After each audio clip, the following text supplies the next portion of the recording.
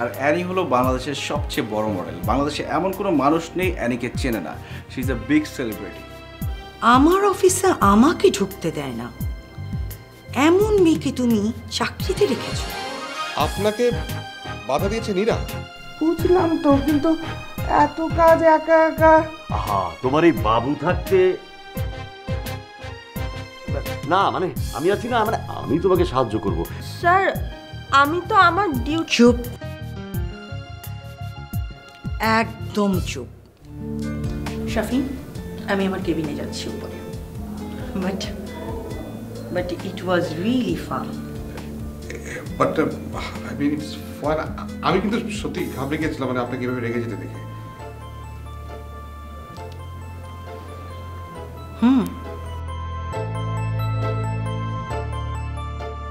সেটাই স্বাভাবিক। আমি খুব ভালো করে জানি আমার রাগটা ভয় ধরানোর মতোই একটা জিনিস।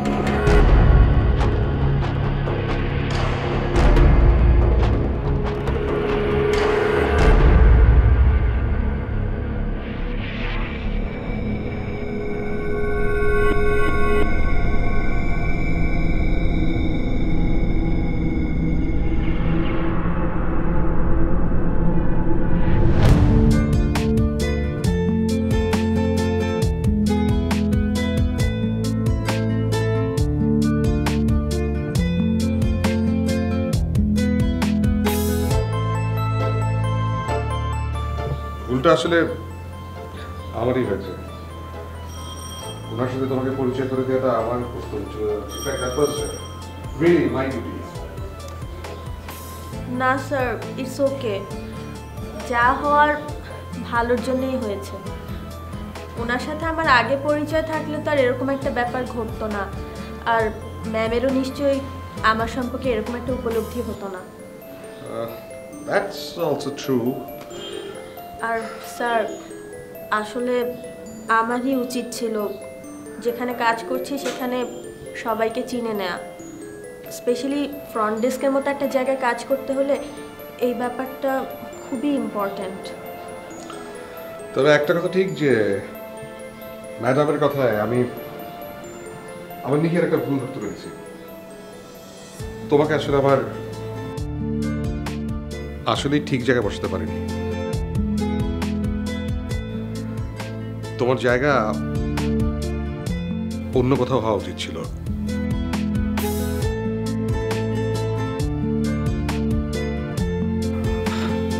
এনিওয়ে, আমি তোমার বিষয়ে ম্যাডামের সাথে কথা বলবো, উনি নিশ্চয়ই আমাকে একটা বেটার সাজেশন দিতে পারবেন। জি স্যার, আমি তাহলে এখন আসি। প্লিজ। Thank you sir.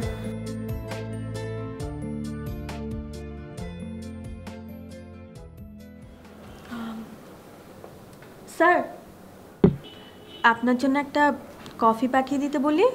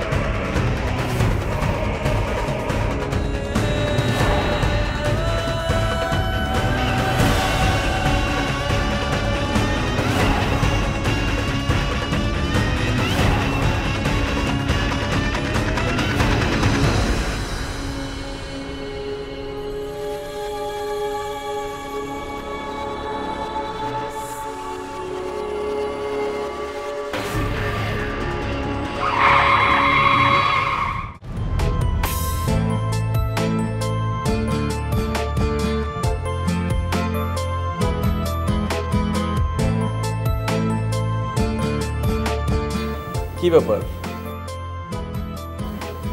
এভাবে তাকিয়ে আছো কেন?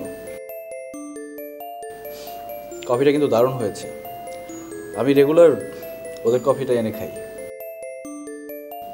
ওরা নাকি সরাসরি বিনসটা ব্রাজিল থেকে নিয়ে আসে, ফ্লেভারটাও দারুণ, খেয়ে দেখো।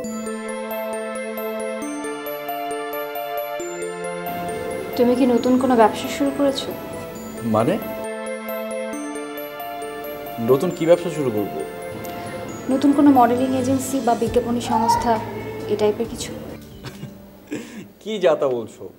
আমি তো অফিসে কাজ করে কুল পাই না, ব্যবসা করব কখন? আর সব ব্যবসা ওগুলো আমার কম্য না।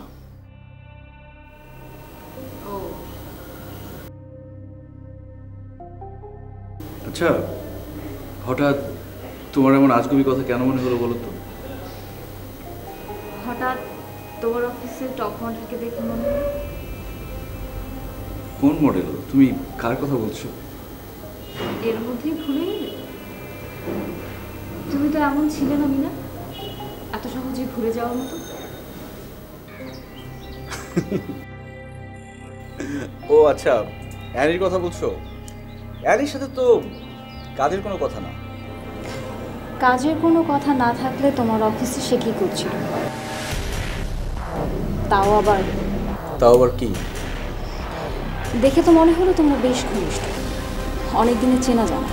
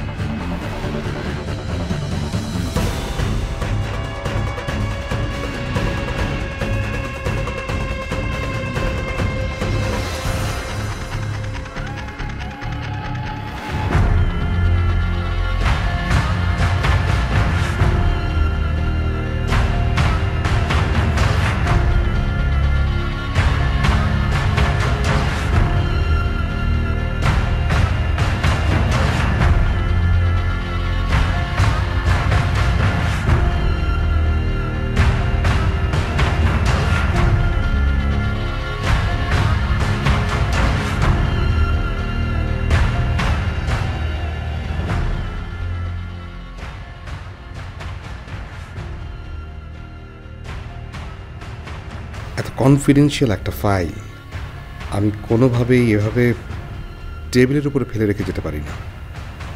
স্পষ্ট মনে আছে আমার, ফাইলটা আমি যত্ন করে টেবিলের ড্রয়ারে রেখে গিয়েছিলাম। তাহলে এটা টেবিলের উপর আসলো কি করে? তার মানে নিশ্চয়ই কেউ একজন আমার রুমে এসেছিল। কিন্তু নীরা তো বলল, কিন্তু নীরাকেই বা তারা আমার রুমে অপেক্ষা করতে বললো কেন? তারা কি অন্য কোনো কারণে নীরাকে আমার রুমে পাঠিয়েছিল? কারণটা কি রাখি? তুই দয়া করে আর আমার মেজাজ খারাপ করিস না। কারণ তুই জানিস না যে আমি কি কি করতে পারি। আমি ঠিকই জানি তুমি কি করতে পারো। ওর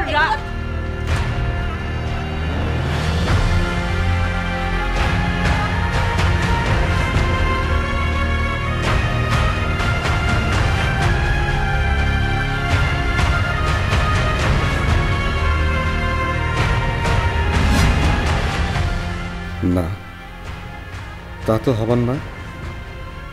রাখি তো এসেছে নীরার পর, আর রাখি তো এসব বিষয়ে কখনোই কোনো আগ্রহ দেখায়নি। তাহলে তাহলে কি বিষয়টা এমন যে নীরাকে পাঠানোর আগেই তারা অন্য কাউকে রুমে ঢুকতে দিয়েছে?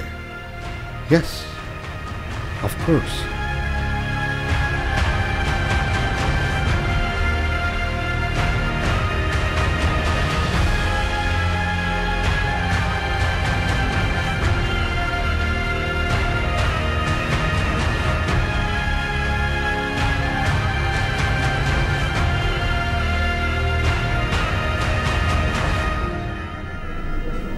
তারা হাতের কাছে সেদিক একটু আমার বেরবে।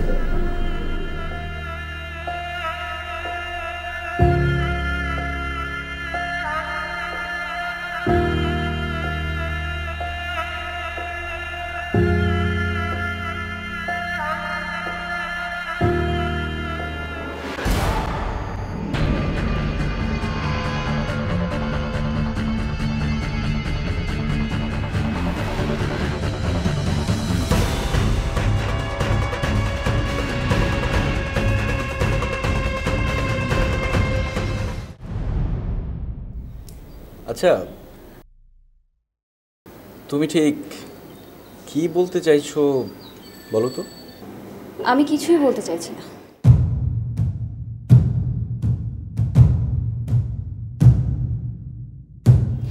আমি জানতে চাইছি কোনো কাজ ছাড়া মেয়েটা তোমার অফিসে এসে তোমার গলায় ঝুলে কি করছিল?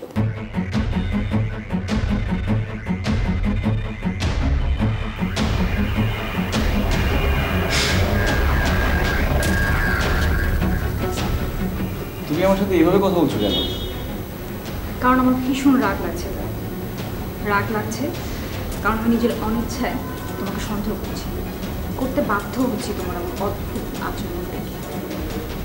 কি আশ্চর্য, আমি আবার কি অদ্ভুত আচরণ করলাম? তোমার অদ্ভুত আচরণটা হলো তুমি খুব ভালো করে বুঝতে পারছো আমি তোমার কাছে কি জানতে চাইছি, কিন্তু তুমি তার সদুত্তর দিচ্ছ না, বারবার প্রসঙ্গ এড়িয়ে যাচ্ছ। আমি যখন তোমার অফিসে আসি, রুমে ঢোকার সময় তোমার সাথে ওই মেয়েটাকে যে অবস্থায় দেখেছি তার ব্যাখ্যাটা জানতে চাইছি।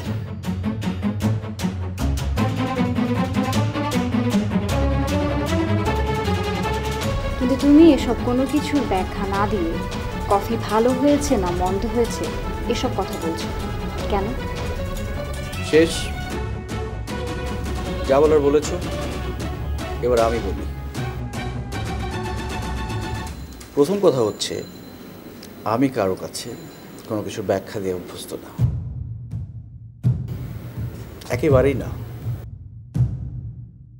আর দ্বিতীয় কথা হচ্ছে, কেউ আমার সাথে রাগ করে কথা বললে আমি সেটা শুনতেই পাই না, আবার কান দিয়ে সেসব কথা ঢোকেই না। আর তৃতীয় কথা এবং সবচেয়ে গুরুত্বপূর্ণ যেটা, সেটা হলো আমি তোমাকে ভালোবাসি।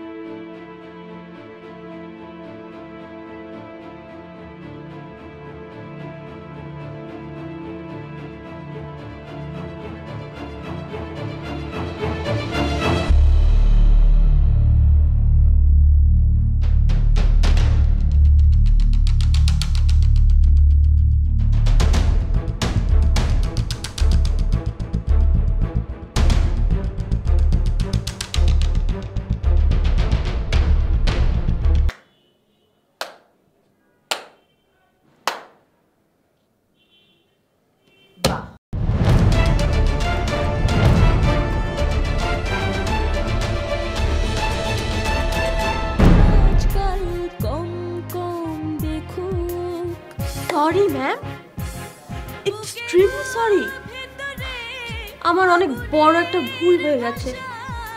ভবিষ্যতে এই ভুল আর হবে না ম্যাম। আমি বুঝতে পারছি তুমি কোনো একটা বিষয় নিয়ে ডিস্টার্ব। ঠিক তাই। তুমি কি নিয়ে ডিস্টার্ব সেটা জানার আগে তোমাকে একটা বিষয় বলে দিই। অ্যানি আমার খুব ভালো একজন বন্ধু। তুমি যখন দেশে ছিলে তখন ওর ততটা নাম বা খ্যাতি ছিল না।